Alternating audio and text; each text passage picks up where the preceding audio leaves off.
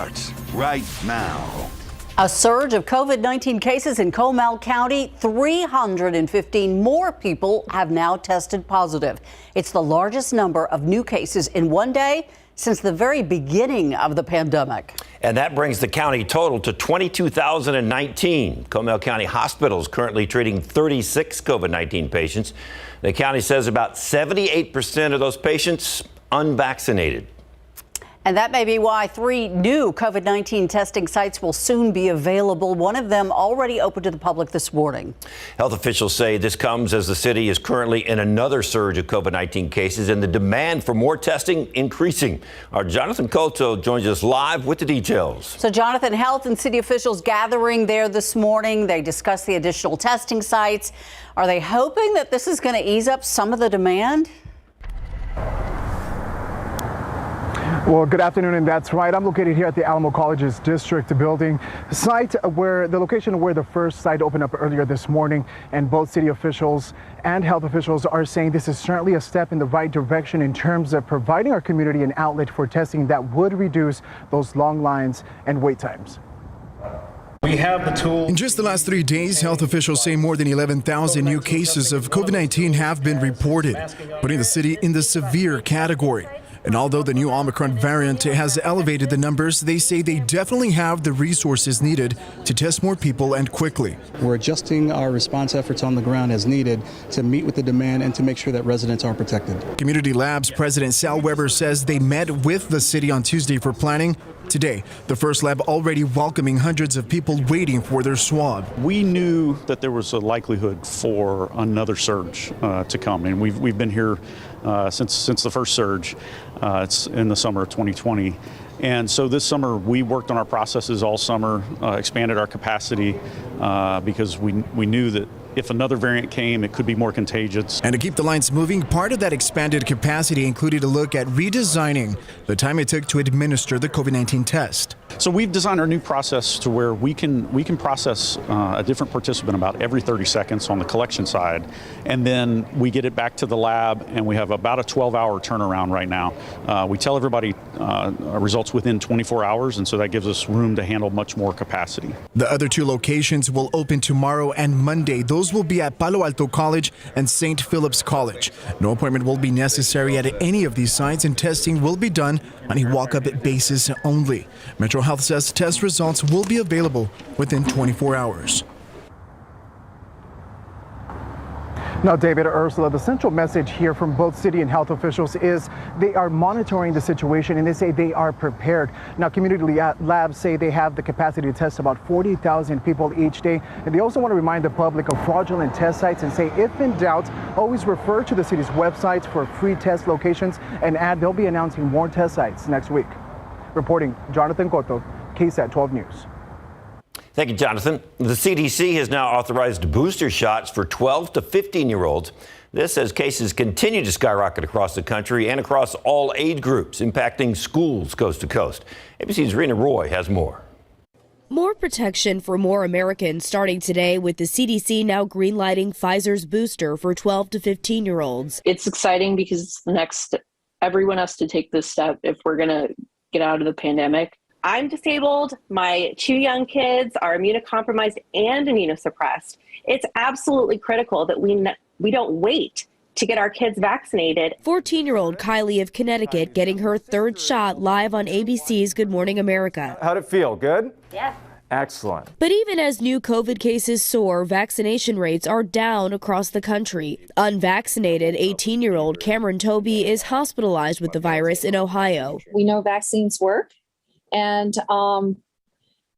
this situation, we probably wouldn't be here if he had taken the vaccine. New forecast models used by the CDC predicting tens of thousands of more Americans could die in the next few weeks. The Omicron variant, which officials say is estimated to make up 95% of all new COVID cases, taking a toll on schools nationwide. I'm not too happy. Kids should be in school. In Chicago, a standoff between the teachers union and the school district over COVID safety measures, putting 340,000 students out of class again today. If you want to get us back into the schools quicker, provide testing. We are going to fight to get our kids back in in-person learning. Rena Roy, ABC News, New York. Looking outside with live cam, another picture-perfect day, already up to 63 degrees after a very cold start. It is going to be another beautiful day. The difference, though, from this afternoon to yesterday afternoon, it is going to be noticeably cooler. So check out our high temperatures from yesterday. Upper 70s, even some low 80s, but with the beautiful blue skies and low humidity, definitely didn't feel too bad out there yesterday. This afternoon, though, a lot of us will start to see our temperatures fall into the 50s. So many of us are likely seeing our high temperature for the day occurring right now around lunchtime in the low to mid 60s. With a front coming through this afternoon, our temperatures are expected to fall through the 50s, eventually into the 40s by this evening. You can see very clearly where the front is here when you look at the temperatures across Texas. It's likely just getting closer to the Highway 90 corridor this hour. They're in the mid 30s in San Angelo, 45 in Waco, teens and 20s up in the Texas Panhandle. So there is some colder air to our north. It will filter in today. I'll let you know just how cold I expect us to get overnight through tomorrow morning. Coming up in the full forecast, that'll be along here in just a little bit. David and Ursula. Thank you, Katie. What may have been just some teenage fun turned into adult-sized trouble for 3 girls who were taken into custody in a West Side neighborhood. San Antonio police say those teens were passengers in a stolen pickup that rammed into a patrol car. Officers spent the morning searching for the 2 other teens, including the driver. Katrina Weber reports the owner of the stolen truck was surprised to see all this unfold today. With one small dent, some teens bought themselves big problems. San Antonio police say the officer in this car had tried to stop the pickup, which was speeding and running red lights around 4 this morning. Instead, the driver took off, and when he hit a dead end on Darby Boulevard, he backed up into the patrol car. The actual owner of the truck, meanwhile, was asleep at home until his roommate woke him up. He comes banging on my door saying, "Hey, your truck's not in the driveway." And I thought he was just playing a game. Louis Guzman's truck had been stolen from his Northwest Side home. When he showed up to claim it, he found it had been banged up and dented. Police were trying to find the people who ran from it. Teens apparently on a joyride. To think that somebody would just take advantage of a situation and do this is crazy. But I guess that's the times we're living in currently right now. Officers eventually found 3 girls hiding under a house nearby.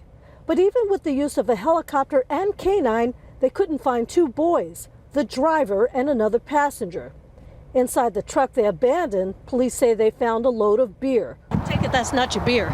Definitely not my beer. Definitely not a beer drinker.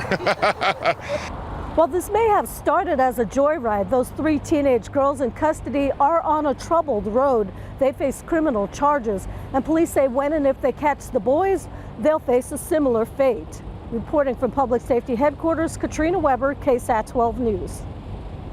A woman who ran out of gas on the side of the road sexually assaulted by a stranger. That's according to police, who are now releasing surveillance images, hoping you can help catch that suspect.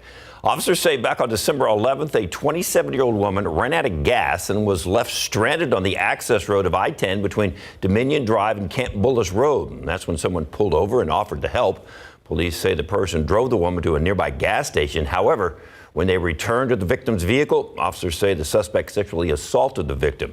If you know something that can help police with this investigation, you're asked to call the number on your screen, 210-224-STOP. And police also want to find this person in connection with a robbery case. According to officers, last Wednesday, this man went into a Best Buy off of Loop 410 near North Star Mall. Police say he tried to grab several items and leave without paying. When someone confronted him, he pulled out a weapon and threatened to hurt that victim. Then the suspect ran out of the store. Crime Stoppers is asking anyone with information to call, once again, that same number, 210-224-STOP. It has been exactly 1 year since rioters forced their way into the Capitol, demanding that Congress not confirm President Biden's election victory. The anniversary of that attack now being commemorated all over the nation's capital.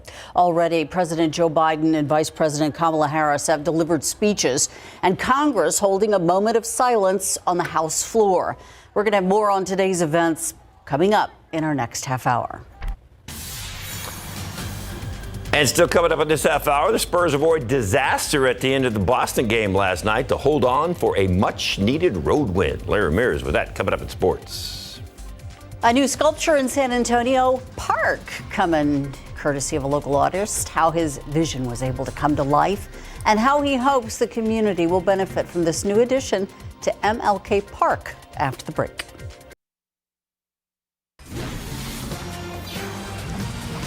There's a brand new public sculpture at MLK Park. It pays homage to African American culture. The artist behind the public art says it was made possible thanks to a city program. Tiffany Wertz spoke to the artist and has more on that program. It made his dream come true.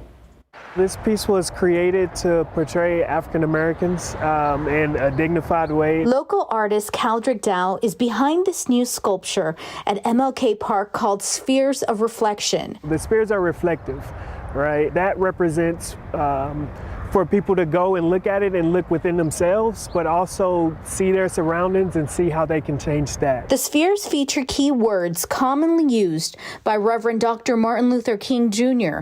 in his speeches and writings. Dream, bold, unity. The sculpture is 17 feet tall and made out of steel and concrete, and the shadows change as you walk around.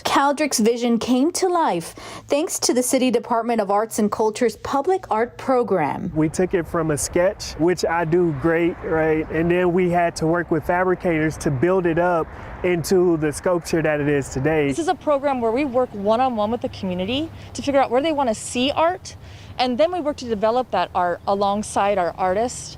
And then we actually work with the community to figure out what they want to see through the art. Dirk is thrilled for the community to see his first piece of public art. I think they will appreciate it and see representation of themselves, you know, within the sculptures. Tiffany Huertas, KSAT 12 News.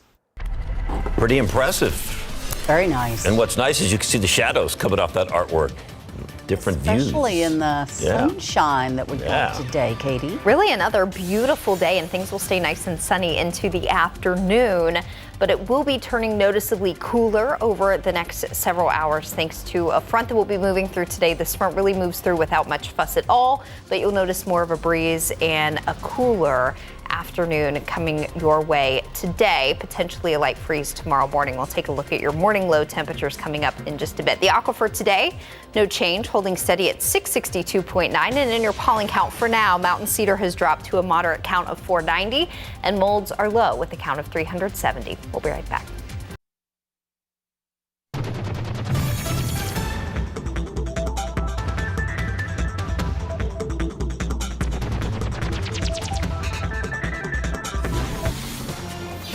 This is the time of the year when my car has a t-shirt, a sweater, a coat, flip-flops, boots, and a raincoat. Yep. Like the ultimate closet right there in the back seat. You know, it's like jammed right now because any given day we could have any of that. Yes, good, and sometimes all in the same day. Yeah, you know, like today. Oh, like today. Yes, cold this morning and really just comfortable out there. Currently, we've got some spots starting to sneak into the low 70s. But as I mentioned, temperatures will be falling this afternoon behind a front that I believe is moving through as we speak. Our wind speeds are starting to pick up. Behind the front, things will start to turn breezy, and we are starting to see an increase in wind speeds around San Antonio and Bexar County. Sky is pretty much clear across the whole area. We had some patchy fog down a little bit closer to the Gulf Coast earlier this morning, otherwise clear skies. Here's a current look at your temperatures. We have got a pretty good spread already. 49 in Fredericksburg. That temperature has been falling, so the front likely moving right across the Highway 90 corridor this hour. It's 60 in Gonzales. Meanwhile, upper 70s already in Cotulla, and we will likely end up seeing a pretty sizable spread in our high temperatures for the day when all is said and done because of this front moving through. So we've got a cold air mass sitting off to the north. It won't get as cold as the 20s and teens, especially during the day, but we are looking at a freeze tomorrow morning. So let's take a look at your setup here heading into tomorrow. We've got this front moving through. Things will start to feel noticeably cooler this afternoon and this evening. Then by tomorrow, a lot of us are looking at a freeze to start the day on Friday. So here 7 a.m. tomorrow morning, along south of Highway 90 down to about a line from Cotulla to Beeville, a light freeze is expected. Meanwhile, up in the hill country, you all can expect a hard freeze. That's temperatures below 28 for several hours. So a hard freeze possible across the hill country. Elsewhere, a light freeze to start your Friday. But this will be brief Morning low tomorrow for San Antonio near 30, a light freeze. Look what happens as we get into the weekend. Low temperatures jump 30 degrees from Friday morning to Sunday morning with the return of a warmer air mass and also some higher humidity. But we've got yet another front in the forecast for late this weekend, and that will send our morning lows back into the 30s, down near freezing by early next week. So the back and forth that will continue all the way through the weekend into early next week. I do want to jump ahead to tomorrow afternoon right about this time. So we'll start off cold in the morning with mostly clear skies, but we will quickly see cloud cover fill in on Friday, such that by this time tomorrow afternoon, I believe it could start to look mostly cloudy. Now, I don't anticipate rain tomorrow during the day, but as moisture starts to surge back in late tomorrow night into Saturday, I do anticipate some spotty isolated showers late Friday into early Saturday, with high humidity back by Saturday morning. Some fog and drizzle will be possible as we start the weekend too. So not the prettiest start to the weekend. A lot of that should start to clear up as we get into Saturday afternoon, but it will be noticeably warmer and more humid on Saturday.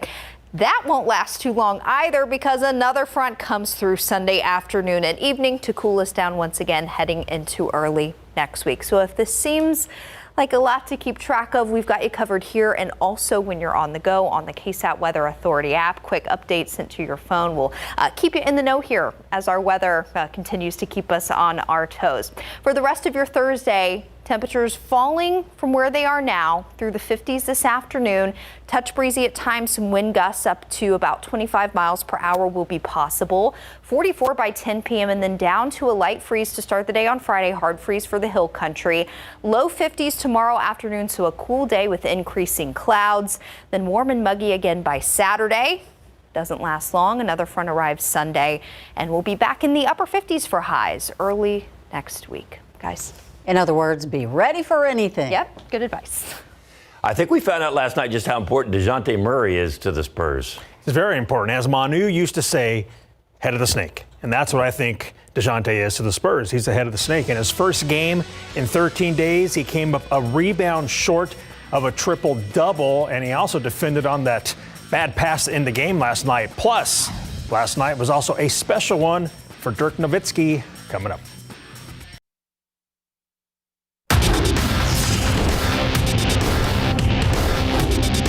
Just trying not to foul and staying solid, and made it tough for him. A lot of hands in the area, and it didn't fall, and we got a great team win. DeJounte Murray played great defense on Jaylen Brown, who missed a gimme layup to help the Spurs win in Big Board Sports.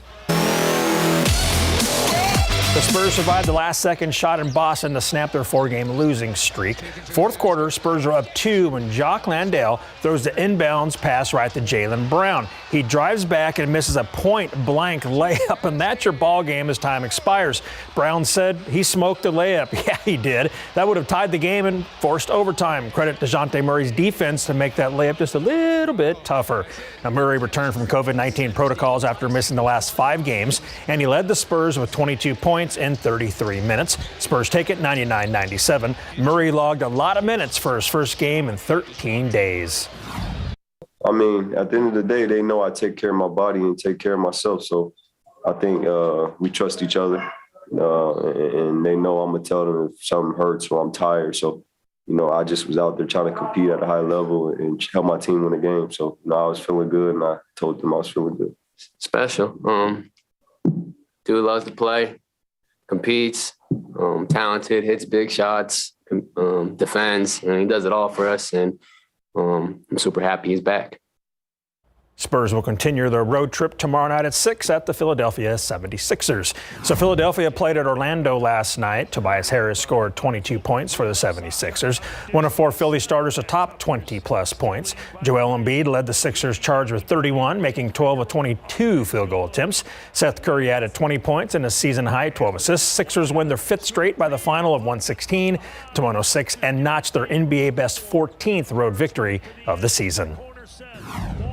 We gather here tonight to celebrate a basketball life unlike any other, one that will forever be in our hearts. Welcome to 41 Forever. Last night was a sweet one for NBA great Dirk Nowitzki because the Dallas Mavericks retired his number 41.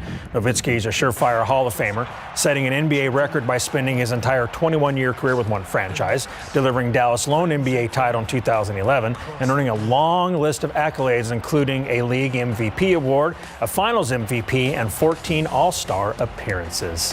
Brooklyn Nets point guard Kyrie Irving made his season debut last night, and he scored 22 points in 32 minutes to help beat the Pacers, I should say, 129 to 121. Irving, who isn't vaccinated against COVID-19, making him ineligible to play in home games because of New York City's vaccine mandate, wasn't on the floor to start the season because the Nets decided before the season that they didn't want to have a part-time player. Well, due to injuries, the team has changed course and will now allow Irving to play in road games. Just a lot of gratitude just to, be present tonight with everyone, and just go out there and have fun doing what we love to do. And he looked like he was having fun. Never the biggest fan of Dirk Nowitzki, but boy, do we miss those matchups between Dirk and him. We sure do. Ooh, and the Mavericks and the Spurs, that was some good stuff. Always supercharged. Yeah. Well, he got honored, and it was well-deserved. Thanks, Larry. Your New Year's resolution may be to find love this year, but what lengths would you be willing to go to find it? Or to help someone else find it? A look at a grand gesture from one mom hoping to help her daughter.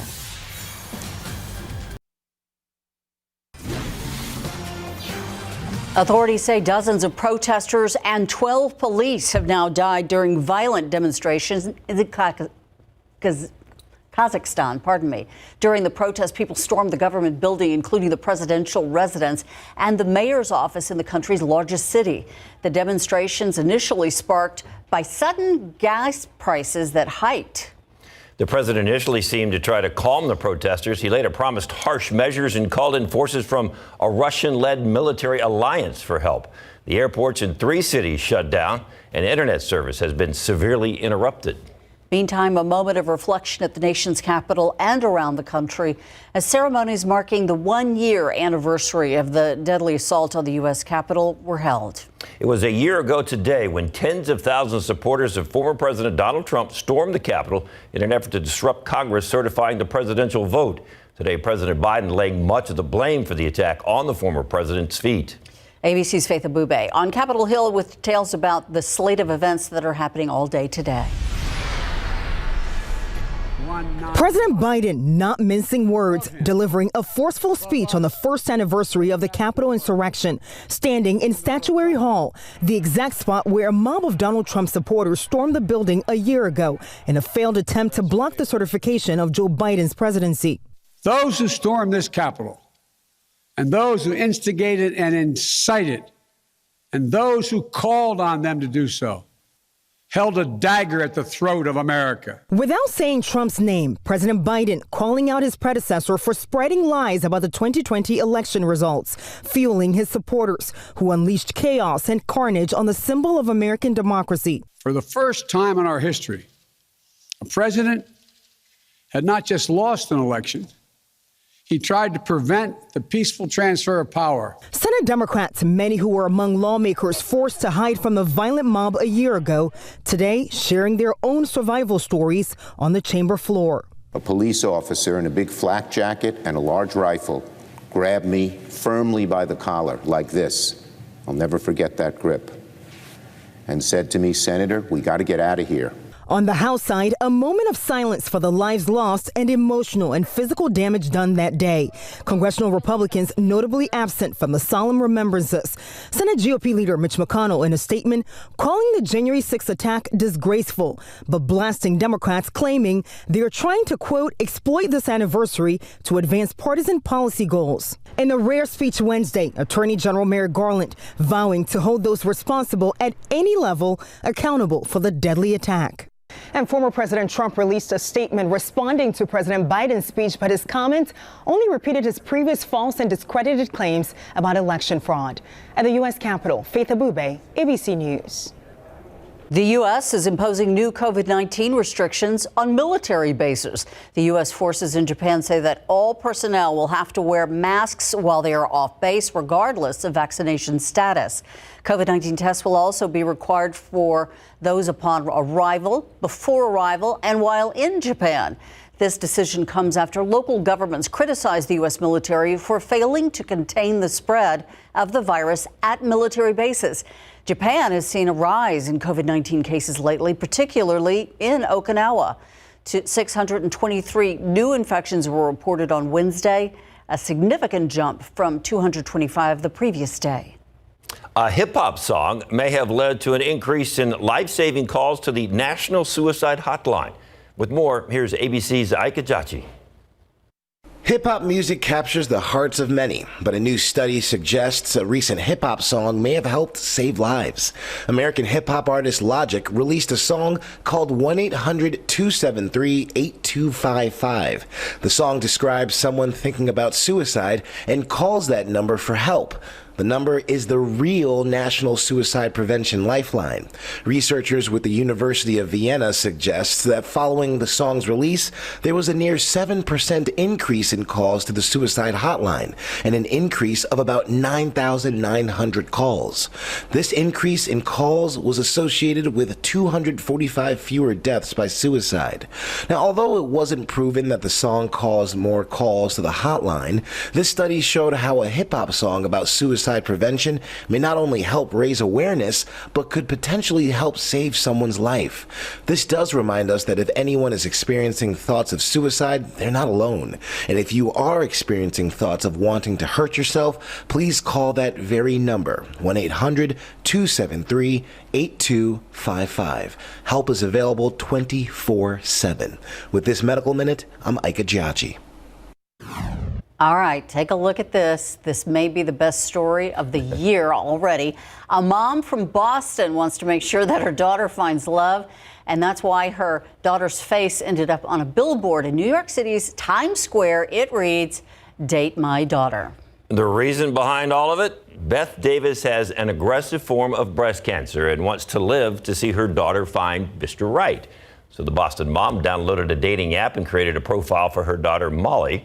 The app's team was so moved by her story, they offered to put Molly's smiling face on a giant billboard in Times Square.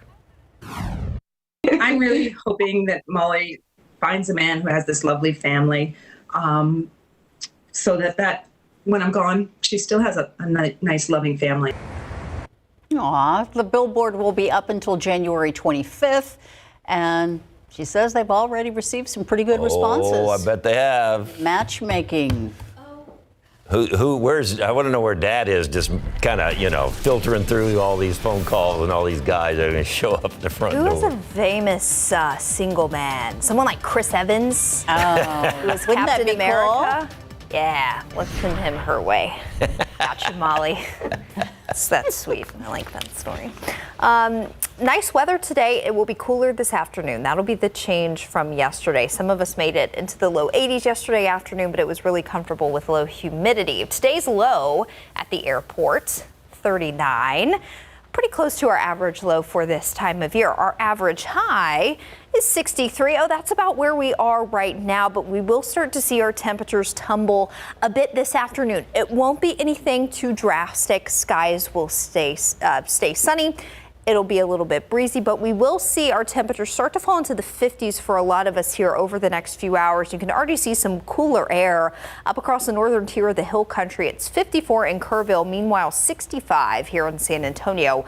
49 in Fredericksburg. Here's a look at our current winds starting to turn a bit breezy, especially along and north of Highway 90. North winds in place about 10 to 20 miles per hour, and that's where we'll be this afternoon. We could have some gusts up to 25 miles per hour, but overall cooler and breezy second half of the day with temperatures starting to fall through the 50s because of a cold front that is moving through as we speak. We'll cool down even more overnight. I am anticipating a freeze to start the day tomorrow. We turn things around quickly, though, warm and humid again by Saturday, and then another front on Sunday. So more back and forth in the forecast over the next few days. We'll talk more about what you can expect and take another look at your full planning forecast coming up here in just a few minutes. David. Thank you, Katie. The new year bringing a fresh start, but also some fresh sales where you can find the best bargains this month still ahead. And not one, but two high school football all-star games being played in the Alamo Dome this weekend. Larry Ramirez has the details coming up in sports. Okay, so maybe you didn't win the Powerball last night, but the rest of us are going to just try to keep practical about our spending. And this month you could score some pretty good deals. CNN's Maribel Aber has a look at some of the types of items you'll see on sale this month. If you're looking for deals in January, start with fitness gear, some home goods, and even early Valentine's Day specials. That's according to Deal News, which recently put together tips of where to find the bargains at the start of the new year. January is one of the best months to find deals on fitness gear as New Year's resolutions kick in. Look for markdowns on everything from foam rollers to medicine balls and weighted workout bars. And if you prefer to work out in a gym, you're in luck. January also tends to be the best month to find gym membership specials. And home goods like bedding, towels, even some furniture are often put on sale this month. Watch for deals from retailers such as Macy's and Target, and watch for sales on some winter apparel. Pullovers and sweaters are expected to be marked down. Deal News says you may find sweaters for as low as $8 at Kohl's this month.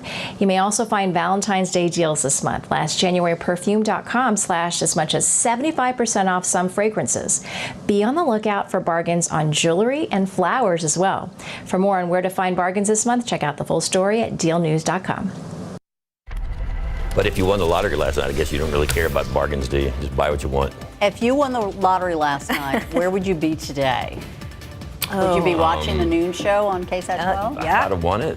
I'd be here because I'd want to make sure I got all my ducks in a row and everything before I. Well, you'd have to march up to HR.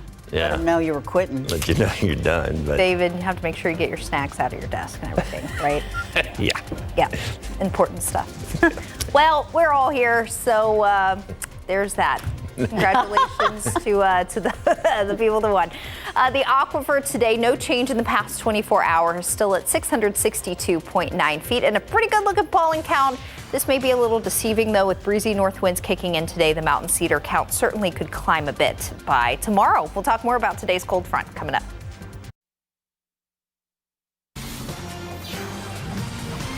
We may not be lottery winners, but we're winners with the weather. Okay, at least for the next few hours, and then the wind's going to kick in, and the temperatures are going to drop, and yeah.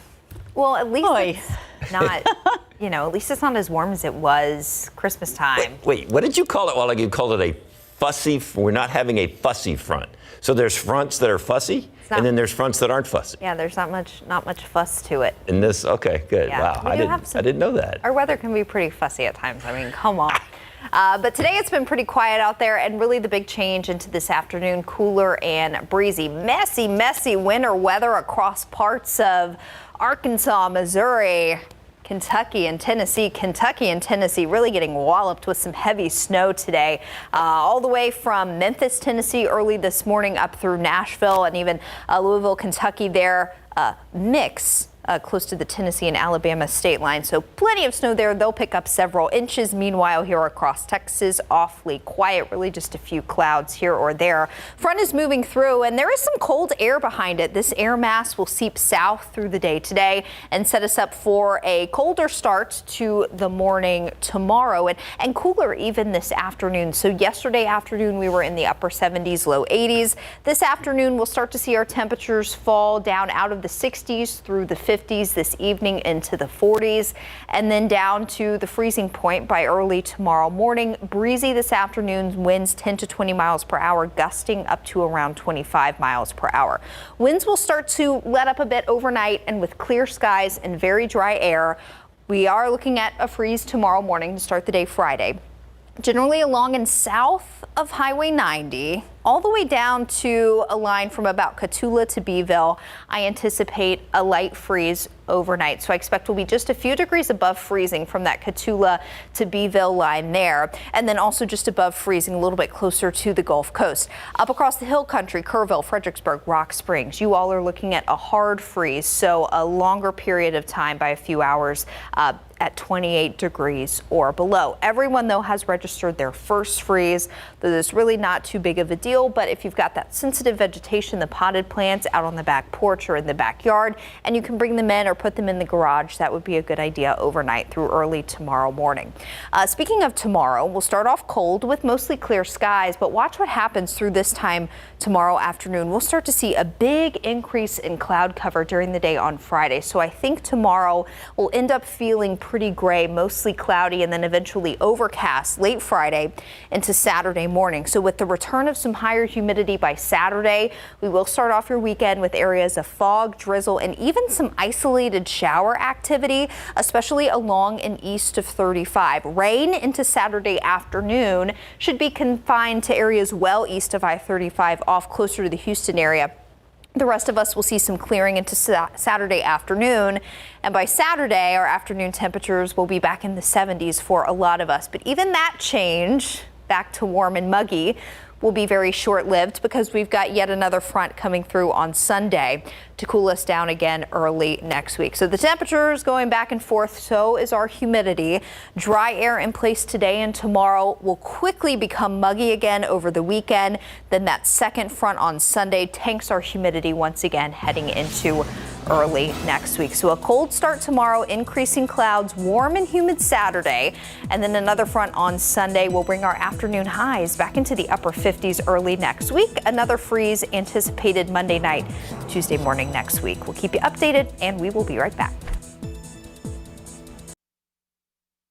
Pro football coverage, powered by Davis Law Firm. The Dallas Cowboys will be without one of their top 3 receivers Saturday at Philadelphia. This after Michael Gallup tore his ACL in the loss to the Arizona Cardinals when his cleats got caught in the turf during this touchdown reception, and he is now done until next season.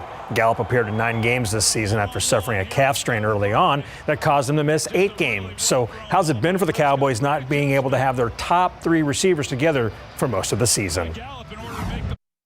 Difficult because, we haven't played together as much as we want. Obviously, we would love to have MG the whole season or, all 3 of us on the field together the whole season. But obviously, due to injuries and prayers to my man MG, praying for a speedy recovery. But, other than that, we got to go out there and handle business for him or one another. Go out there, put our best foot forward and be able to hold it down for the group.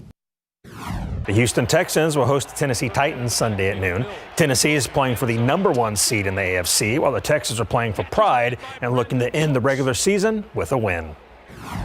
Do our jobs and execute at a high level. Obviously, it's the last chance we have to go out there and perform this week, but everyone's excited to go out there and ready for another challenge. The Alamo Dome will host 2 high school all-star games this weekend. The San Antonio Sports High School All-Star Football Game presented by HEB. That includes 116 players from 62 different schools in and around Bexar County. We already visited with Team Black. Now we'll check in on Team Gold, being coached by Southside High School head coach Ricky Locke. Among those on his all-star roster, Alamo Heights quarterback James Sobey, John Jay running back is Adrian Huerta, and Smithson Valley running back Malachi Lane, just to name a few. It was so exciting. Being able to come back out on the field is just awesome, especially with all the competition, people from everywhere. It's really fun just being out here and competing. A once-in-a-lifetime experience and an honor to be selected, and it's really humbling to come out here and practice with some of these guys and see, just how much skill there is out on this field. Prior to the SA Sports All-Star Game will be the annual All-American Bowl, where the nation's top 90 high school football players get together one final game before they head off to their college careers. Among those on the West roster is Clemson commit Cade Klubnik, the star quarterback of Austin Westlake High School. We spoke with Cade during practice at Trinity University, where he informed us that right after the game on Saturday, he's headed to Clemson to enroll for the spring semester. So pumped to get Clemson. I get there on Sunday, so going straight from here to there, so just so excited to get there. The All-American Bowl kicks off at noon in the Alamo Dome, followed by the San Antonio Sports All-Star Football Game at 5. Not wasting any time getting out there, is he? No. Even here and going right to. You got to get to business. Got to start that playbook already. Guess so. All right, Larry. Thanks.